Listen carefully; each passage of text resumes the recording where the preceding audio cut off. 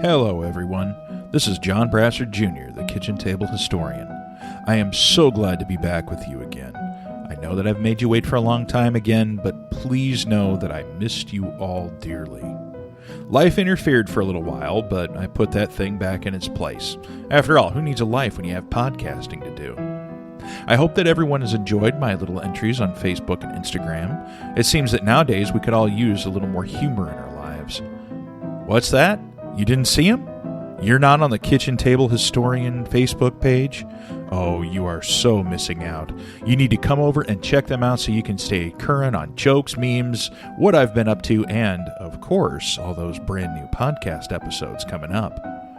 If you want to dive a little deeper, then check out my webpage, johnbrassardjr.com, where you can find out about, well, me.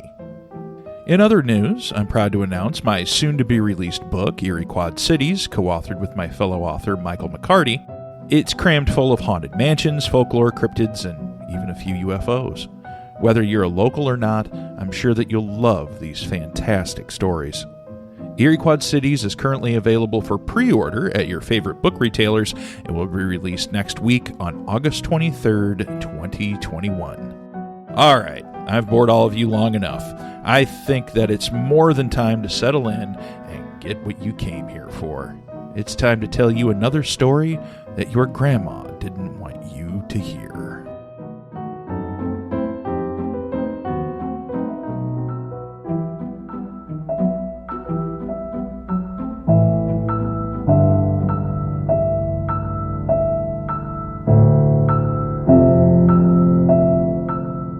When Steve Lanigan first saw the bloated shape floating in the St. Mary's River, he wasn't sure what it was.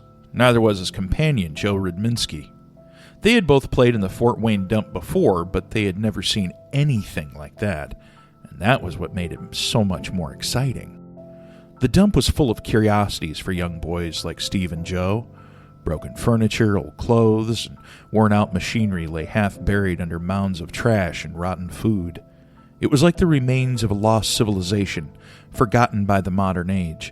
It was a great place to explore and have adventures, well, as long as you could stand the smell. The shape seemed familiar, but the boys couldn't quite figure out how. They'd never seen anything quite like it, and their youthful curiosity demanded that they solve the mystery of what was. At first, they just stood back, asking each other what it could be. None of their answers satisfied them, and that just left one way to figure it out. They'd have to go to the river shore and take a closer look. As they grew closer, a new smell assaulted their nostrils, something like rotten fish. Even as used to the smells of the dump as they were, this new odor made their stomachs turn. A few more steps and they realized what it was. The body of a man. The clothes were soaked, the face bloated and misshapen. The boys were filled with a sudden, base fear. Out of all the many things that they might have imagined they would find at the dump, a dead man floating in the river was never one. They ran, legs pumping, feet crunching in the snow and half-frozen dirt. They ran until they saw the first adult that they could find. The adult in question was William Ziemendorf, a local cement contractor. He was in the middle of negotiating the price for a load of sand from a few sand dredging workers when the boy ran up to them. They were red-faced and panting. They were both talking at once, shouting and pointing back at the river. It took a moment for Ziemendorf to figure out what they were saying. When he finally did, he wished that he hadn't. The boys were saying that there was a dead man in the water near the dump. Brows furrowing, Ziemendorf calmed the boys down as best as he could and took them to notify the authorities. A short time later, the police arrived. Along with them was the coroner, Abraham J. Kessler, along with an undertaker, Mart Ankenbrook. Together, they were able to get the body out of the water in about half an hour. It had been in the water for a long time, and it was very bloated and decomposed.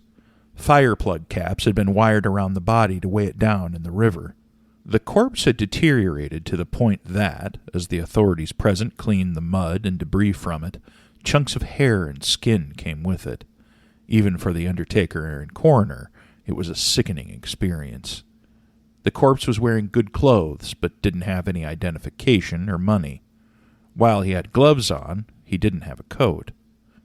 The unidentified man was taken to the county morgue for closer examination. It was obvious that the man had been seriously physically assaulted before his death. Both of his eyes were swollen shut, and his nose had been broken. His skull had been fractured in at least 4 places, resulting in long, deep gashes along his scalp. The back of his skull had been completely caved in. Further examination by police revealed that the heavy fire plug caps that had been used to weigh down his body had been tightly wired and expertly wrapped. After consulting professional linemen who used similar wire in their line of work, it was concluded that the killer must have used heavy-duty pliers to do the job. The wires were far too tight to have been done with someone's bare fingers. It was also noticed that the remaining wire from the tie were nipped off cleanly, just like a professional would do. It was obvious that the man had been murdered, and then the body weighted down and thrown in the St. Mary's River. But who was he? The only distinguishing marks on the body were tattoos on his arms. There was no identification in the clothing the man was wearing, but he did have a ring bearing the initials H.I.S.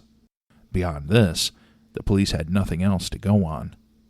To help identify the dead man, arrangements were made to have the body laid out for display at the Schoen and Ankenbrook Funeral Home. It had been cleaned up to the best of their ability, including sewing up the gashes on the head. Presumably some lengths were taken to mask the smell as well. Hundreds, if not thousands of people made their way past the body. While some of them were probably trying to help the police in finding his identity, that many and more were no doubt just morbidly curious. One after the other, they took their turn walking through the room to see the corpse, moving in through one door and out through another in a never-ending line. Men and women came separately and together, even bringing their children to see the grisly spectacle. One woman came in with 3 small children, ranging in ages from 3 to 5. She carried a 4th, an infant, with her. She was even so bold as to stop the entire procession in order to lift her children up so they could get an up-close and personal view of the dead man's face and wounds. Thankfully, children not accompanied by an adult were immediately escorted from the premises. Police were hopeful, but with so little to go on, it was going to take a little luck to find out who the murdered man was.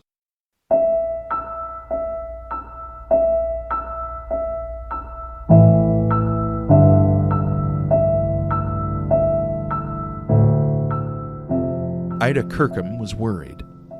Ida, along with her father and 2 siblings, ran a rooming house at 310 West Main Street in Fort Wayne. For the most part, they had no trouble with the 5 or 6 roomers they kept on a regular basis. They were free to come and go as they pleased. They were adults after all, as long as they were respectful and, more importantly, paid their rent on time. Normally, Ida didn't really pay too much attention to their comings and goings. But one of her clients, a very nice, handsome young man, had left and hadn't come back. While that might not be all that unusual for some of her clientele, the young man had left all of his belongings behind. Now that was unusual. The last time that Ida had seen him was around New Year's Eve, a few months prior. Ida had thought that the boarder, who was named Harry Sherwood, might have gone away on a trip or maybe out of town for work or something. But as the days stretched into weeks, Ida began to feel uneasy about something. Something didn't seem right, and she began to worry about Mr. Sherwood. Then someone had told her about the body they had just found in the St. Mary's River.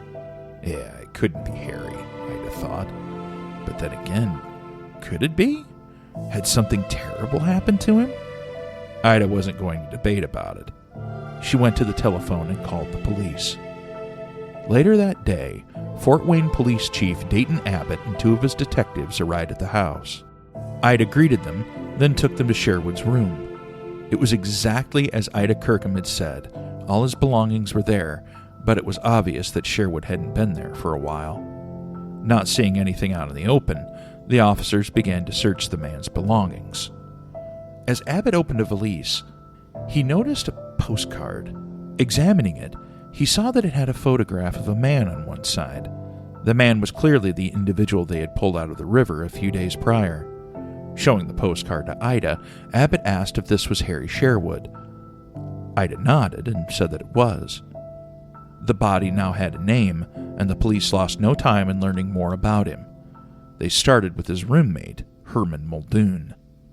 After being taken to the undertakers, Muldoon was able to definitively identify the body as being that of Harry Sherwood. He also explained that while that was the name Harry had gone by in Fort Wayne, it wasn't his real name. His real name had been Harold Shaw. Muldoon explained that the two of them had worked together at the Anthony Hotel, a local establishment where Sherwood had been an electrician and he still worked in the mechanical department. They had quickly become fast friends, and eventually Shaw had told Muldoon a little about his life. According to Muldoon, Shaw was originally from Boston, Massachusetts. He had enlisted in the United States Navy in 1903 and hadn't been home since. It was during his time in the service where he had learned to be an electrician and had gotten his tattoos.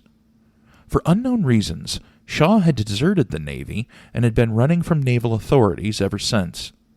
That was the reason he had changed his name. He had chosen Harry I. Sherwood because not only were they his actual initials, but it sounded more like his real name, giving him less of a chance to slip up using the false one. According to Ida Kirkham, Shaw, or Sherwood as she knew him, was an outstanding young man. She told police that he was always polite and friendly. Although she didn't know for sure, Ida suspected that he was college educated. Shaw was also well-groomed and seemed to be well off financially. He had paid off his rent in advance and never seemed to be hurting for cash.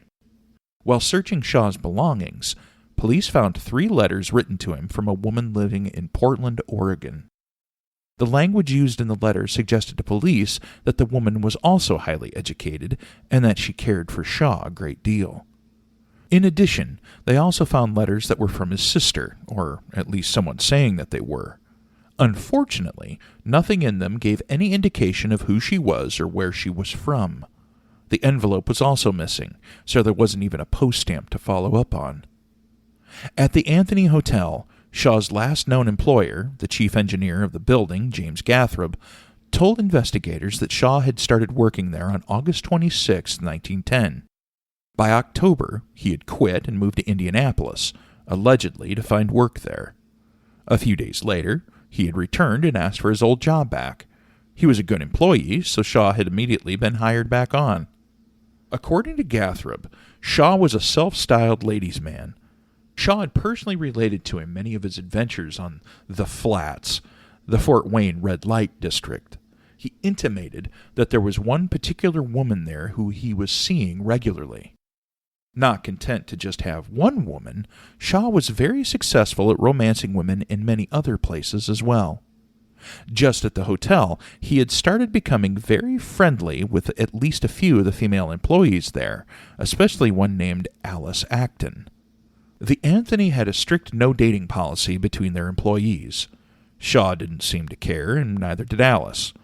Unfortunately for them, when the hotel management found out they were seeing each other, both of them were fired. Shaw took it in stride and left town for Portland, Oregon. Presumably, he had left to see the woman that he had been corresponding with in the letters found in his rented room. 3 weeks later, he had returned to Fort Wayne. The last that he was seen by anyone was by James McFarland, one of the clerks at the Anthony Hotel. He told investigators that he had seen Shaw around January 15th. He had been crossing the street just outside of the hotel as McFarland was getting off work. They greeted each other casually and then went their separate ways. A.J. Kessler, the county coroner, believed that Shaw had been murdered somewhere in the area where the body had been found. The fire caps that had been used to weigh the body down definitely came from a city warehouse nearby. Kessler also ruled out suicide. If Shaw had killed himself in the water, then some believe that the ice from the frozen river would have rammed into him, causing the wounds in his head. Kessler ruled this theory out, stating that, while the ice would most certainly have caused bruising, it wouldn't have caused the severe gashes in Shaw's scalp. Kessler had no doubt that Harold Shaw had been murdered. The question now was by whom?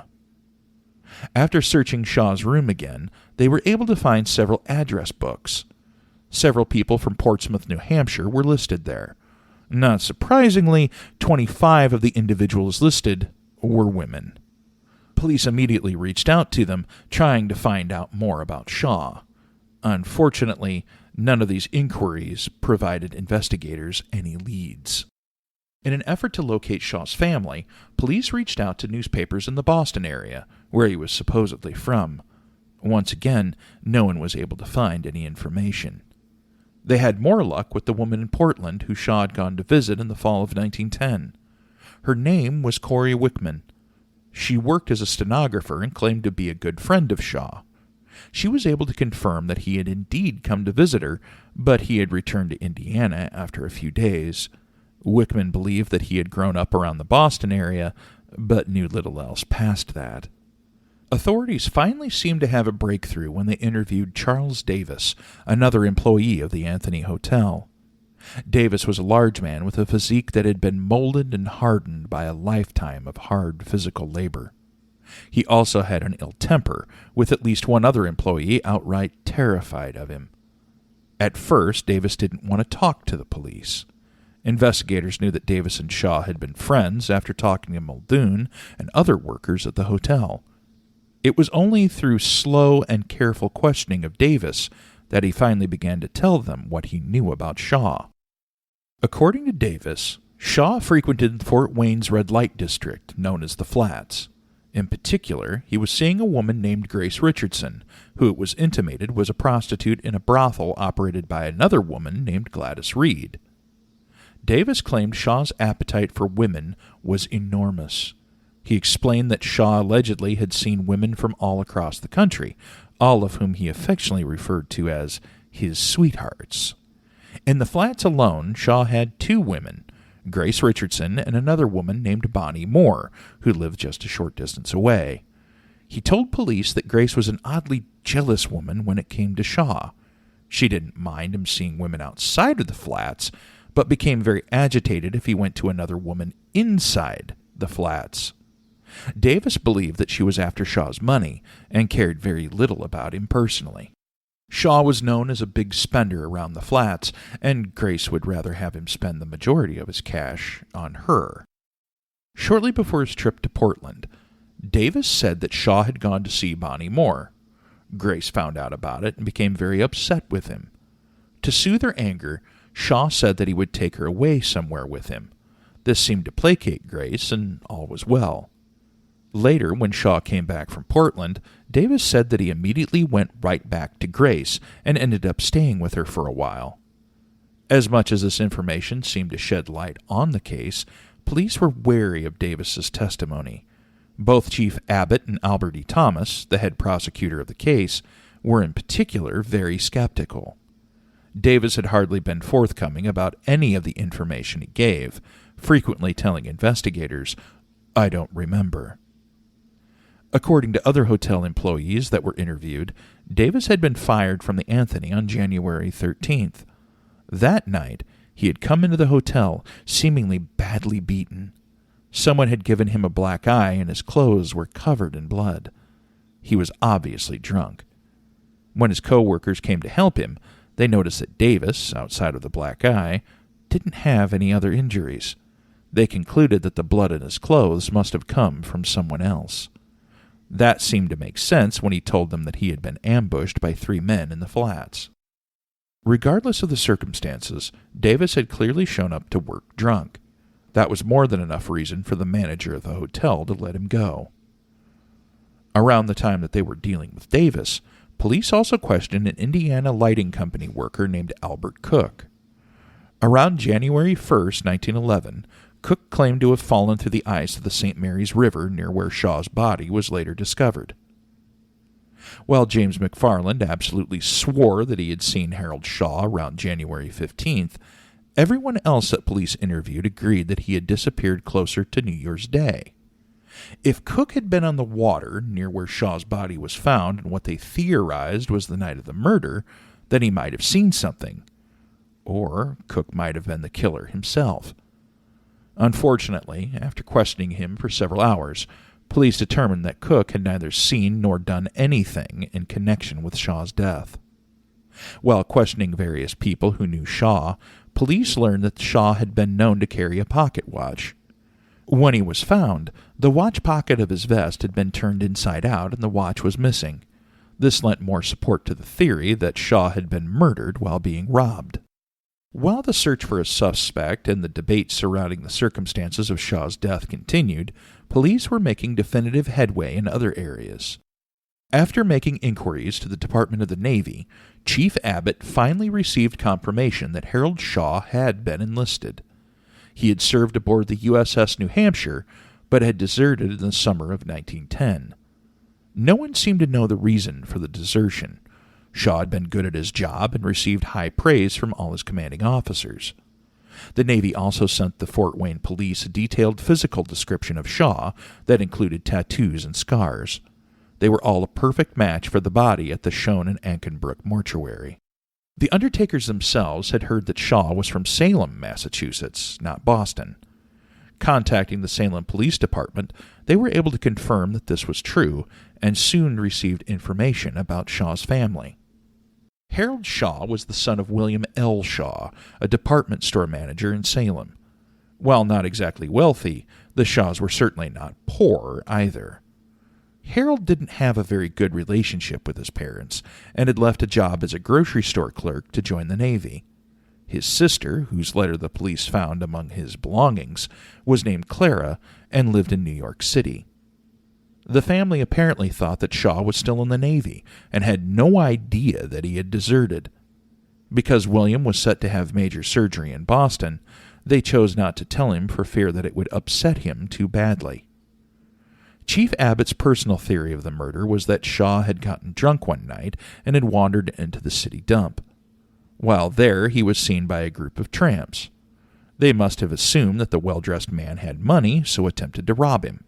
When Shaw fought back, they ended up beating him to death and throwing the body in the river. Others theorized that Shaw had been killed in the nearby downtown area, then taken by wagon to St. Mary's River and tossed in.